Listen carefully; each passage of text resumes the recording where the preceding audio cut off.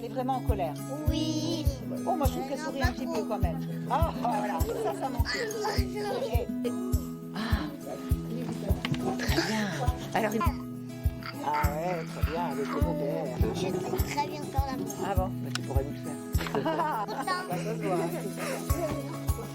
Alors, qu'est-ce qui est très particulier quand on dessine un personnage joyeux? Qu'est-ce qu'on fait pour bien remarquer? Ils sont pareils, j'ai l'impression. Après, on n'est pas obligé de lui faire les cheveux, Pierre-Louis. Tu sais, on fait la bouche, les yeux, et ça suffit. Juste un dessin très simple pour montrer la peur. Depuis le début de l'année, au mois de septembre, on a commencé un projet sur ces compétences qui va nous permettre à la longue de ce que les enfants gèrent leur frustration. C'était un problème. On avait vraiment des enfants qui se mettaient beaucoup en colère, leur frustration et qui gèrent leurs émotions.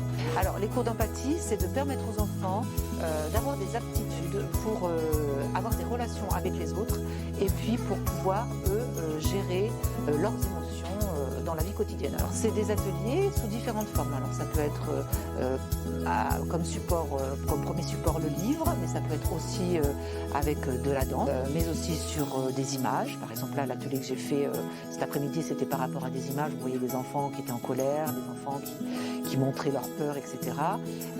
Voilà, ça, alors, on a mis en place dans la classe beaucoup des émotions, où les enfants, quand ils arrivent le matin, ils mettent leurs photos dans le bocal où ils pensent, dans l'état où ils sont quand ils arrivent. Les yeux qui sont tristes. Oui, je vais les... D'accord. Et alors